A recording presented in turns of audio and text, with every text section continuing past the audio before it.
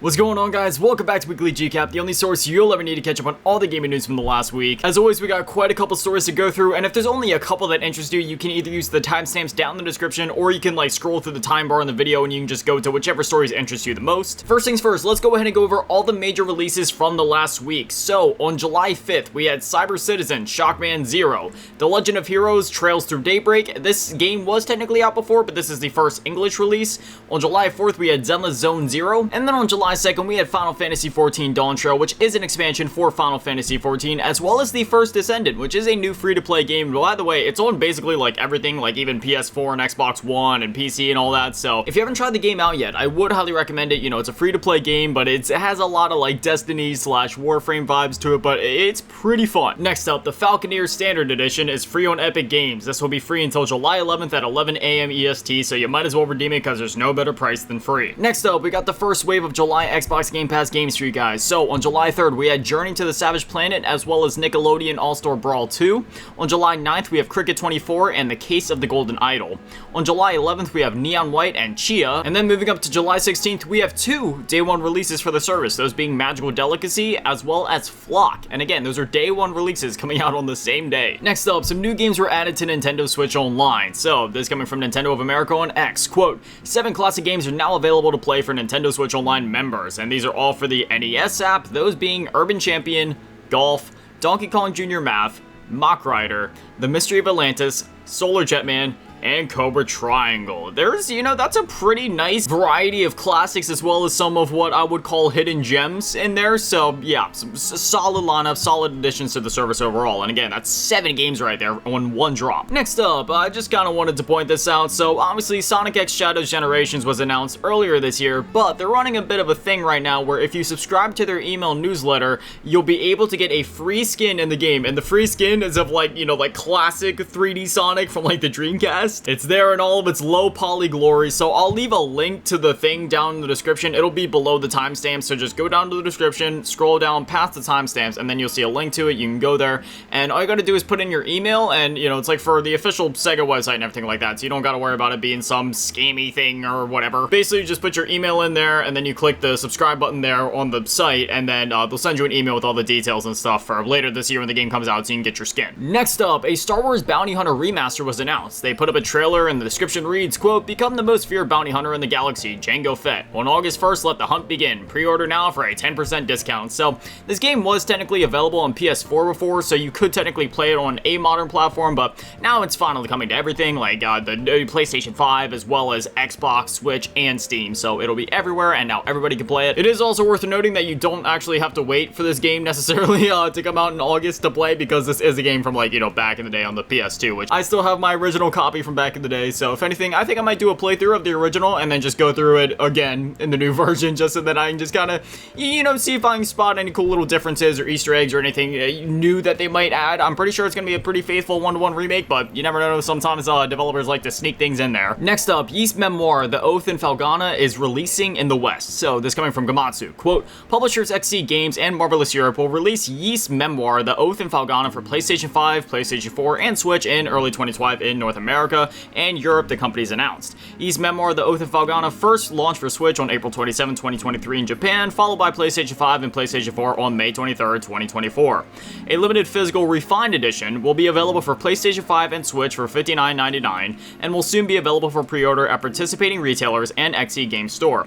It includes a copy of the game, 14-song soundtrack CD, an acrylic diorama / keychain set, a set of 4 postcards with art from the game, and a graphic cleaner cloth. Details for digital editions will be announced at a later date. Now, it is worth noting that this is technically a remake of Ys 3, Wanderers from Ys, which was released back in 1989, which that is actually an amazing RPG. If you guys haven't played those original Ys games from back in the day, they're actually really good, and I do highly recommend going back and play them. They're, it's like the classic JRPG type thing. You're running around, again, got a whole lot of dialogue and sort of in-depth leveling systems and such in the game, but they're genuinely amazing games. So regardless, whether you go back and play the original Ys games or whether you're waiting for this remake, all of these games tend to be standalone, so you can really start anywhere. But yeah, I highly do recommend checking out the Yeast series at some point if you have not, because I know in the grand scheme of things, more and more people are finally starting to learn about the series, but it is still rather underrated in the grand scheme of things. So I do highly recommend it, whether you've heard of it before or not. It's a very good series. Next up, some new PlayStation collectible figures were announced. This coming from PlayStation Blog, quote,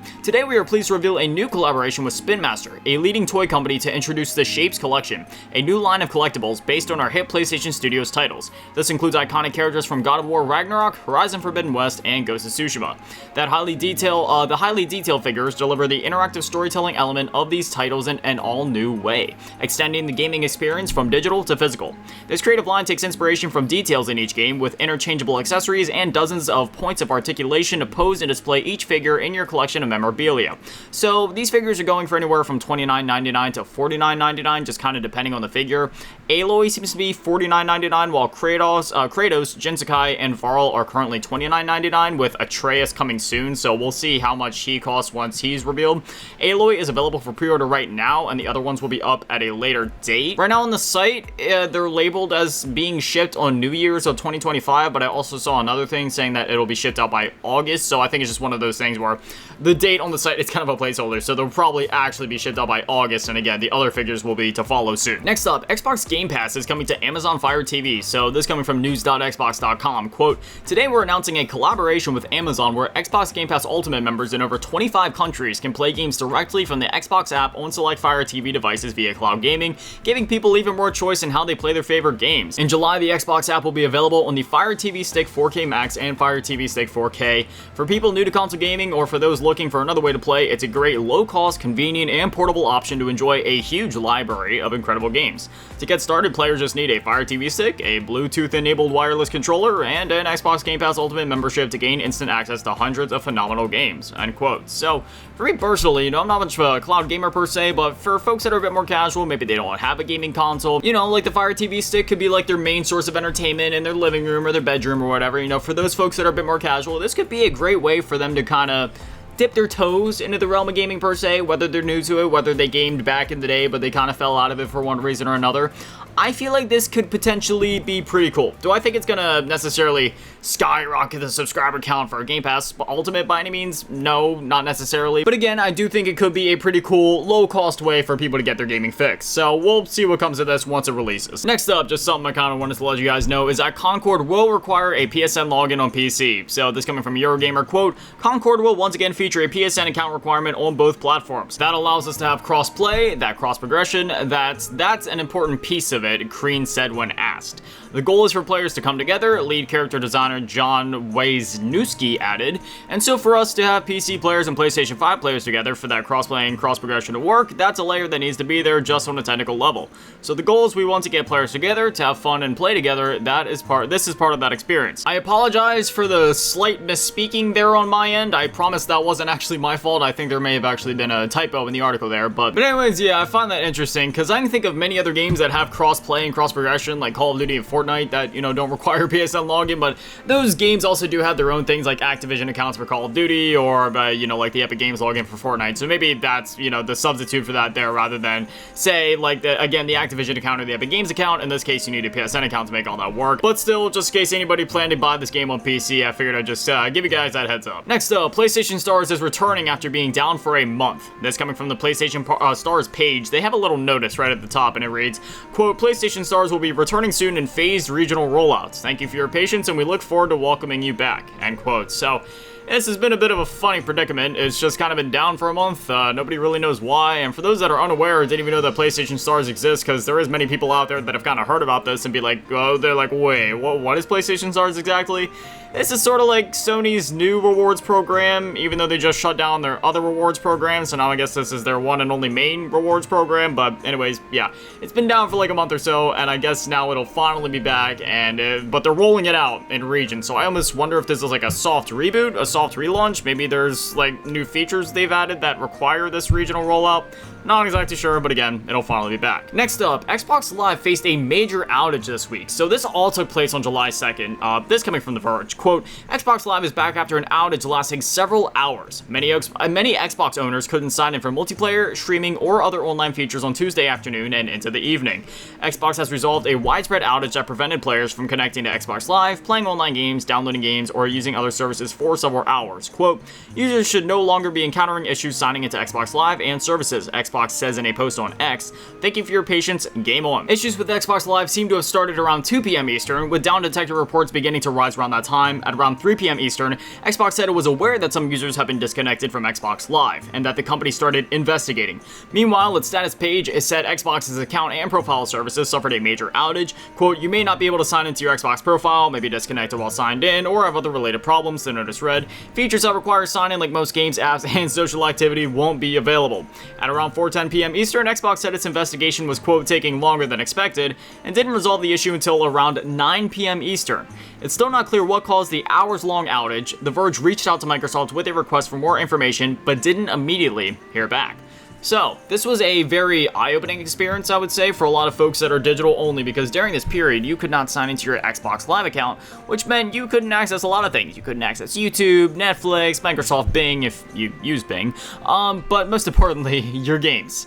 And in some cases, even physical games weren't working, because you would go to log in, but for the games that rely on like a online DRM check or a license check, yeah, it was a little ugly there. And furthermore, for the folks that say have like an Xbox Series S and their main way of playing games is Game Pass, well, needless to say, yeah, their console was basically just a paperweight at that point, which really does raise a question.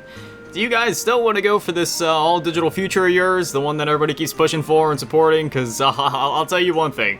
Me personally, again, I buy all my games physically, and, you know, while again, I did just mention that there were a few stinkers in there where, you know, some of the games for some reason or another just weren't working, even if they were physical, that was usually on the case of like, okay, this is one of those weird games that just requires an online connection at all times. But for the games where all the data is on the disc as a proper physical game should be, I was still able to play my games just fine. So, yeah. You know, this isn't one of those things where I'm trying to necessarily rub that fact in anybody's face, but it is one of those things where I'm just trying to bring it to everybody's attention that, like, hey, if you only buy your games digitally, or if you only rely on Game Pass, you might just possibly want to reconsider, maybe just keep at least one physical game that works on standby. You know, it would probably be a good idea. Still though, it is very curious as to why this outage happened at all. It was very weird, and again, Microsoft hasn't even commented on what could have possibly caused it, so who knows, maybe it was a rogue employee behind the scenes, or maybe they just, I mean, it's really hard to say what could have caused this, but thankfully, again, everything's working now, and that was days ago at this point, so hopefully something like that doesn't happen again. Next up, Nintendo is suing MIG Switch, so there's a lot to read here, so we're gonna do our best, just everybody,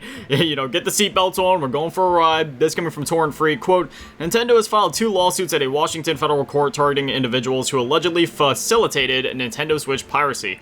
The first lawsuit accuses modded hardware of violating the DMCA by selling mod chips and MIG devices, as well as shipping modded consoles with pirated games.